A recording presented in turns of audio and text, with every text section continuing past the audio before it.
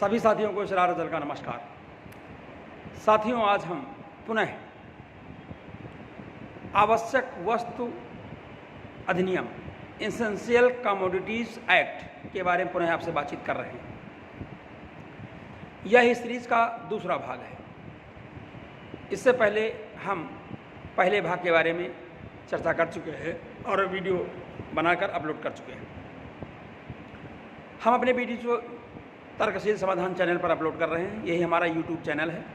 इसमें कानून से संबंधित जो भी समस्याएं होती हैं उनको सामने रखा जाता है या कानून की धाराओं को सामने रखा जाता है, उनका विश्लेषण किया जाता है और स्पष्टीकरण दिया जाता है और उनका आम जनमानस से क्या संबंध है उसको दर्शित किया जाता है। साथियों, आज हम आवश्यक वस्तु अधिनियम जो 1955 है भारत सरकार का, एसेंशियल कमोडिटीज एक्ट 1955, उसके बारे में आपसे बातचीत कर रहे हैं। ये वीडियो सीरीज का दूसरा भाग है। क्या हैं आवश्यक वस्तुएं? पिछले वीडियो में जिक्र किया था तिलहन, समस्त प्रकार के तिलहन, समस्त प्रकार की दालें, प्याज, लहसुन, खाद्यान्न, खाद्य तेल, पेट्रोल, डीजल, गेहूं, चावल, ये सारी चीज़ें जो हैं वो आवश्यक वस्तुओं की श्रेणी में आती हैं। अभी हाल ही में मोदी सरकार द्वारा इसमें कुछ परिवर्तन किया गया है और उस परिवर्तन का परिणाम मात्र 1-1.5 महीने में आप सारे साथी देख रहे हैं और गंभीर रूप से चारों तरफ महंगाई फैली हुई है। ये उसी में ढील देने का परिणाम है। जो आवश्यक वस्तु सेवा जो अधिनियम है उसमें जो संशोधन किया गया है, यानी जो स्टॉक लिमिट को हटा दिया गया है। तो साथियों, जब स्टॉक लिमिट को हटा दिया गया है तो इस स्टॉक लिमिट हटाने से एक एक व्यापारी, एक एक बिचौलिया, मीडिएटर, बड़े बड़े उद्योगपति इसमें इन्वॉल्व हो गए हैं और वो बहुत बड़ी मात्रा में जो है थोक व्यापारी जो है वस्तुओं को, आवश्यक वस्तुओं को स्टोर कर लिया है।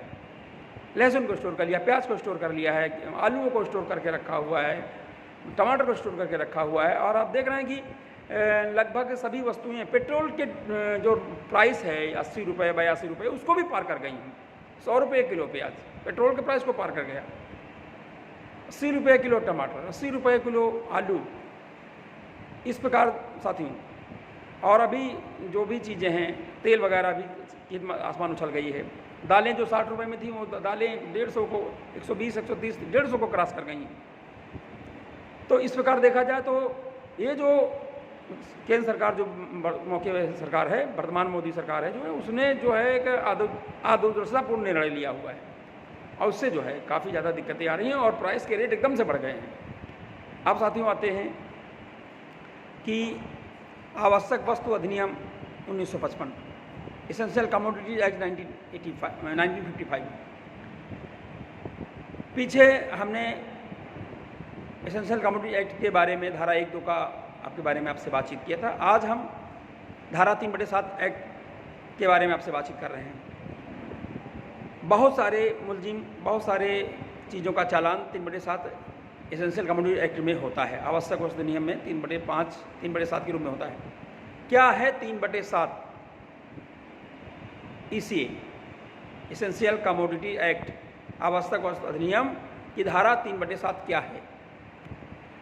आवश्यक वस्तु अधिनियम जो भारत सरकार का है उसकी धारा 3/3 में जो दिया गया है वो ये व्यवस्था की गई है कि जो भी हमारा आवश्यक वस्तुएं हैं उनका स्टॉक रखना, क्रय विक्रय करना, परिवहन करना, वितरण करना, नियमन करना, और ये सारी चीज़ें जो हैं केंद्र सरकार के अधीन होंगी, केंद्र सरकार के कानूनों के अधीन होंगी। हमारी केंद्र सरकार जो है समय समय पर इनको नियंत्रित कर सकेगी। ये व्यवस्था धारा 3 में है, आवश्यक वस्तु अधिनियम की धारा 3 में है साथियों। और कोई ज़मीन बंजर पड़ी हुई या कुछ पड़ा हुआ है उसको खेती योग्य बनाने के लिए दिया जाएगा, ये भी इसमें है, धारा 3 में है। या कोई जो स्टॉक है ज़रूरत से ज़्यादा किसी भी चीज़ का, उसको एक अवस्था से कोई नहीं रखेगा, अगर रखेगा तो उसको जो है मार्केट में उतारना पड़ेगा, देना पड़ेगा मार्केट में। और साथियों देखा जाए तो सभी जो है हमारी जो आवश्यक वस्तुएं हैं उनको जो है नियमन करने का पूरा इंतज़ाम जो है धारा 3 में किया गया है। धारा 3 में 5-6 प्रकार के जो पॉइंट्स हैं वो बताते हैं कि जैसे कि कोई व्यापारी अवस्था से अधिक कोई अन्न नहीं रख सकता है, अवस्था से अधिक कोई खाद्य तेल नहीं रख सकता है, अवस्था से अधिक कोई चीज़ का स्टोर नहीं कर सकता है और उसको हर हाल में मार्केट में उपलब्ध कराना ही पड़ेगा। ये सारी शक्तियाँ जो हैं आवश्यक वस्तु अधिनियम की धारा 3 में दी गई हैं और इस सब केंद्र सरकार के पक्ष में, केंद्र सरकार की पूरी नियम बनाने की शक्तियाँ प्रदान हैं। अब अगर मान लीजिए कि कोई व्यक्ति इनका उल्लंघन कर रहा है, बड़े व्यापारी जो हैं केंद्र सरकार के बड़े व्यापारी इसका उल्लंघन कर रहे हैं, बड़े व्यापारी इस बात को नहीं मान रहे हैं और बड़े बड़े थोक व्यापारी जैसे कि इस समय स्थिति वास्तव में बनी हुई है वो लोग बात को नहीं मान रहे हैं और इस समय आलू, प्याज, तेल, खाद्यान्न, दाल की कीमत आसमान छू रही है, सभी चीज़ें 100 रुपये को क्रॉस कर गई हैं, पेट्रोल डीजल की कीमतों को क्रॉस कर गई हैं। ऐसे हालात में सरकार के पास क्या कदम होंगे? तो ये जो है एक तो ये स्टॉक लिमिट बीजेपी सरकार ने ख़त्म कर दिया, उसका परिणाम आप सामने दिख रहे हैं, लेकिन अगर ना ख़त्म करती और तो क्या परिणाम होंगे? तो यह कि धारा 3 का उल्लंघन, धारा 3 में दी गई बातों का उल्लंघन, कोई आदमी स्टॉक अपने पास ज़्यादा रखता है, कोई बड़ा व्यापारी, कोई बड़े उद्योगपति, कोई बड़े व्यापारी मीडिएटर रखते हैं और स्टोर करता, तो उनका क्या करेगी सरकार? धारा 7 आवश्यक वस्तु अधिनियम की धारा 7 में जो है शास्तियाँ दी गई हैं, पेनल्टीज और सज़ा का प्रावधान दिया गया है कि सिविल कोर्ट न्यायालय जो है आवश्यक वस्तु अधिनियम के अंतर्गत जो है पेनल्टीज और सज़ा जो है दोनों का दोनों जो है कर सकेंगे, रिगारस इम्प्रिजनमेंट, सश्रम कारावास दे सकेंगे और जो है पेनल्टीज यानी जो है जुर्माना कर सकेंगे। क्या है जुर्माना? अगर धारा 3 का कोई उल्लंघन करता है यानी आवश्यकता अधिक क्रय जो आवश्यक वस्तुएं हैं उनको रखता है स्टोर में, भंडार में रखता है, उनको बाजार में नहीं आने देता है और महंगाई करने देता है, तो जो हमारी केंद्र सरकार है और वो उसके आदेश पर उसका जो है अथॉरिटीज़ जो हैं, जिलाधिकारी महोदय जिले में होता है, जिलाधिकारी हैं, उप जिलाधिकारी हैं, तहसीलदार हैं, ये सारे अधिकारी हैं और पुलिस को पावर्स हैं कि ये जो है उन लोगों को पकड़ सकेंगे, गिरफ्तार कर सकेंगे। धारा 3/7 जो भी धाराएं इस सेक्शन में हैं आवश्यक वस्तु में सभी की सभी संज्ञेय धाराएं हैं, काग्निजेबल ऑफेंस है, यानी पुलिस को पावर है कि तुरंत वो गिरफ्तार कर सकेगी, पुलिस तुरंत गिरफ्तार कर सकेगी और उन्हें जो है तुरंत चालान कर सकेगी, ये पावर पुलिस को दिया गया है।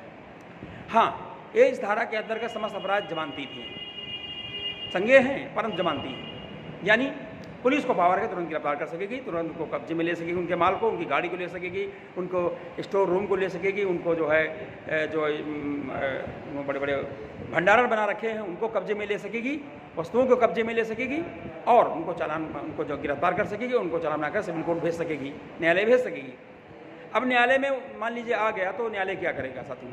तो न्यायालय क्या करेगा कि न्यायालय जो है धारा 7 के अंतर्गत जो है उनको जमानत देने का काम करेगा और उनसे जो है अंडरटेकिंग लेगा कि वो समय विशेष पर जो सामान रिलीज़ किया जा रहा है वो उसको जो है एक तो सारा सामान सरकार जब्त कर लेगी, पुलिस जब्त कर लेगी, लेकिन फिर भी अगर रिलीजिंग है तो वो उसको जो है उनका जो वाहन है वो रिलीज़ कर देगी।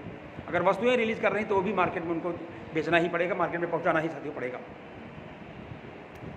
तो जनरली जो है 1 साल की सज़ा का जो प्रावधान है और लाखों रुपए जुर्माने का प्रावधान है, इसमें हज़ारों रुपए से लेकर के लाखों रुपए जुर्माने तक का प्रावधान है। अगर आप किसी आवश्यक वस्तु के भंडारण में लिप्त पा जाते हैं, उसको रोक लेते हैं, मार्केट में नहीं आने देते हैं, बिक्री में नहीं आने देते हैं, मार्केट में बाजार में महंगाई को बढ़ने देते हैं, तो साथियों जो है कम से कम 1 साल की सज़ा का प्रावधान है, जुर्माने का प्रावधान है साथियों। लेकिन विशेष परिस्थितियों में साथियों इसमें सज़ा तो कम समय की सज़ा तो भी बढ़ सकती है, कम से कम 3 महीने की सज़ा का प्रावधान है कुछ वस्तुओं के मामले में, लेकिन अधिकतम ये 7 साल तक बढ़ाई जा सकती है साथियों। 7 साल तक की सज़ा का प्रावधान भी तमाम सेक्शंस में है। धारा 3 का उल्लंघन में 7 साल की सज़ा भी हो सकती है, उसके सब सेक्शन 2, 3, 4, 5, 6 में जो भी प्रावधान हैं उनके अंतर्गत जो है ऐसे व्यापारियों को जो भंडारण कर लेते हैं गैरकानूनी तरीके से, जो स्टॉक लिमिट से ऊपर भंडारण कर लेते हैं, उनको जो है कम से कम 7 साल की सज़ा हो सकेगी और लाखों रुपए जुर्माना साथियों होगा वो अलग से। तो गंभीर अपराध है, धारा 7 के अंतर्गत जो न्यायालय उनको सज़ा दे सकेगा और कम से कम 3 महीने की सज़ा और 1 साल की सज़ा और अधिकतम जो है 7 साल की सज़ा का प्रावधान है साथियों। सभी सेक्शन में 7 साल तक की सज़ा का प्रावधान है और धारा 3 का उल्लंघन किए जाने पर। और धारा 3 क्या है मैं बता चुका हूँ कि मतलब जो आवश्यक वस्तुएं हैं, तेल है, खाद्यान्न है, पेट्रोल है, डीजल है, आपका लहसुन है, प्याज है, टमाटर है, जो भी खाद्य चीज़ें उनको अगर जो है स्टोर करके रखता है और स्टॉक लिमिट से बाहर स्टोर करके रखता है, हर चीज़ की स्टॉक लिमिट बना दी गई, तो निश्चित तौर से जो है साथियों 7 साल तक की सज़ा का प्रावधान है, लाखों रुपये जुर्माने का प्रावधान है। ये है धारा 3/7 आवश्यक वस्तु अधिनियम। इस वीडियो में इसी के बारे में आपसे चर्चा हो रही है। यद्यपि अभी देखा जाए तो हाल ही में मैं आज वीडियो बना रहा हूँ, आज 28 अक्टूबर है, वीडियो बन रहा है, लेकिन आप देखें कि महंगाई आज के दौर में देख लीजिए कि मतलब टमाटर 100 रुपये किलो, प्याज 100 रुपये किलो, दाल 150 रुपये किलो, तेल भी 125 रुपये से 150 रुपये किलो तक तेल पहुँच गया। अचानक उछाल होने का कारण है क्योंकि अभी सितंबर 2020 में केंद्र सरकार ने 3 अधिनियम पास किए, उसमें एक अधिनियम ये भी देगा, आवश्यक वस्तु अधिनियम में उन्होंने संशोधन पेश करके कर दिया और स्टॉक लिमिट को हटा दिया। स्टॉक लिमिट का हटाने का परिणाम ये हुआ साथियों कि जो है आज महंगाई चरम रूप में आपको देखने को मिल रही है।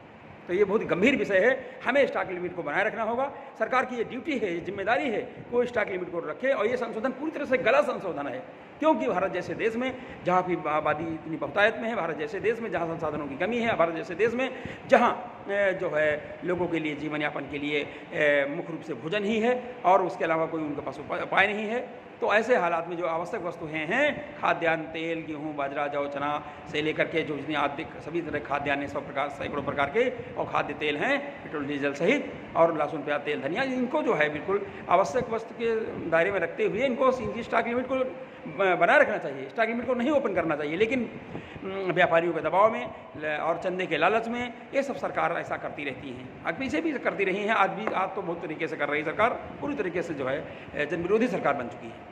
तो साथियों देखा जाए तो आज आपने इस वीडियो में धारा 3/7 आवश्यक वस्तु के बारे में जाना।